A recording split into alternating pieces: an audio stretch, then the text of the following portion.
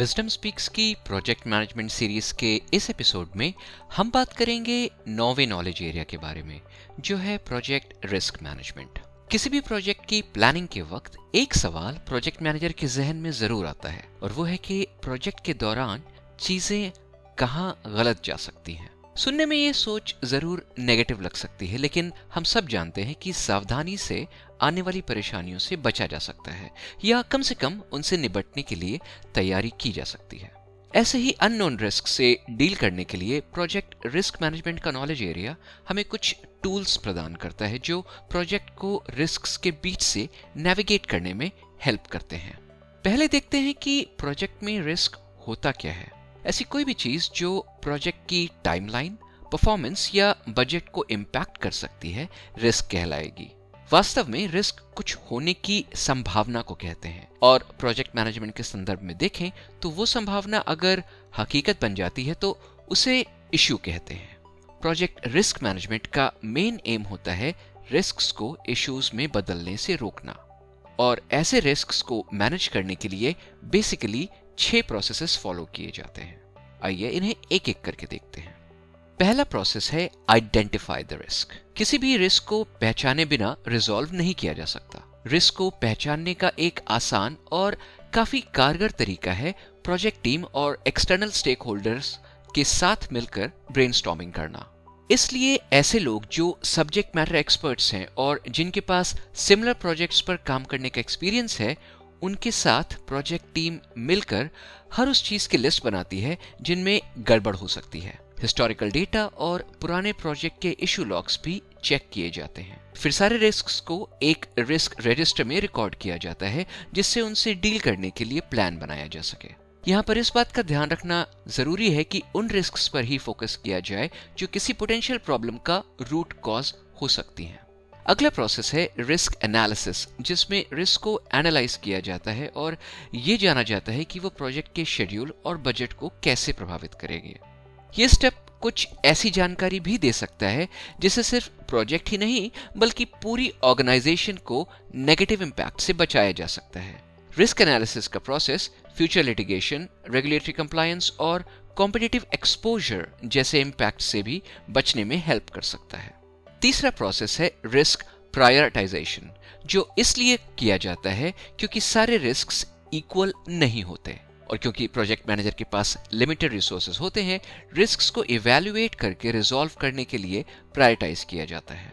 इसे करने के लिए एक simple risk assessment matrix use की जा सकती है, जिसमें एक्स एक्सिस पर रिस्क के इश्यू बनने की प्रोबेबिलिटी को प्लॉट किया जाता है और वाई एक्सिस पर उससे होने वाले इम्पैक्ट को प्लॉट किया जाता है।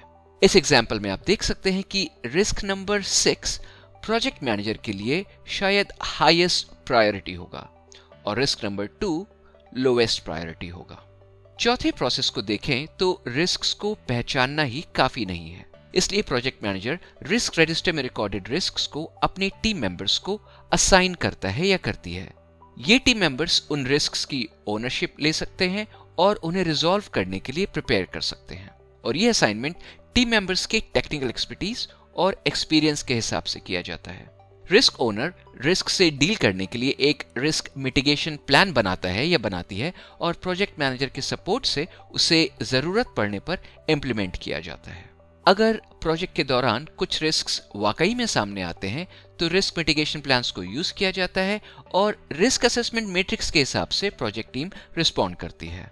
कौन से रिस्क को रिस्पॉन्ड करने से पहले थोड़ा वक्त लिया जा सकता है और कौन से रिस्क को इमीडिएटली रिस्पॉन्ड करना है, ये डिसाइड करने के लिए प्रोजेक्ट मैनेजर और रिस्क ओनर्स के बीच का कम्युनिकेशन और तालमेल बहुत जरूरी होता है।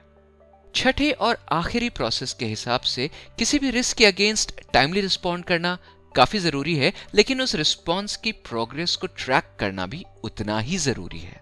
रिस्क ओनर की ये रिस्पॉन्सिबिलिटी होती है कि वो रिस्क से होने वाले इम्पैक्ट को मिनिमाइज करे और इस प्रोसेस की प्रोग्रेस से प्रोजेक्ट मैनेजर को अपडेट कराए।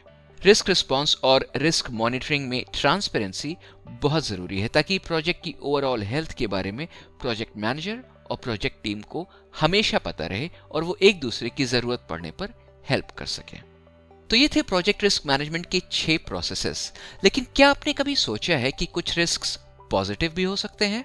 नेगेटिव रिस्क तो रिस्क मैनेजमेंट प्लान का हिस्सा होते ही हैं, लेकिन एक अच्छे प्रोजेक्ट मैनेजर की नजर पॉजिटिव रिस्क पर भी होनी चाहिए और उन्हें भी रिस्क मैनेजमेंट प्लान में शामिल करना चाहिए। शायद आपको याद हो कि प्रोजेक्ट को इम्पैक्ट करने वाली कोई भी चीज रिस्क हो सकती है और वो इम्पैक्ट पॉजिटिव भी तो हो सकता है ना? एग्जाम्पल के लिए अगर कोई प्रोजेक्ट टीम मार्केट में अपने डिलीवरी माइलस्टोन को टाइम से पहले पूरा कर सकती है, तो वो प्रोजेक्ट टीम शायद एक दूसरे मार्केट में प्लान्ड एक्टिविटीज भी जल्दी शुरू कर सकती है और फर्स्ट मूवर एडवांटेज ले सकती है। इसलिए प्रोजेक्ट मैनेजर को ऐसे पॉजिटिव रिस्क्स का पूरा ध्यान रखना चाहिए और उनका पूरा एडवांटेज लेने के लिए तैयार रहना चाहिए। तो ये था प्रोजेक्ट रिस्क मैनेजमेंट। अगले एपिसोड में हम बात करेंगे प्रोजेक्ट मैनेजमेंट के 10वें और आखिरी नॉलेज एरिया के बारे में, जो है प्रोजेक्ट प्रोक्योरमेंट मैनेजमेंट। तो उसे देखना मत भूलिएगा। साथ ही अगर आपको ये सीरीज यूजफुल लगती है तो इसे अपने सोशल नेटवर्क के साथ जरूर शेयर करिए और सब्सक्राइब करिए विजडम स्पीक्स को। जल्दी से कुछ नया सीखिए।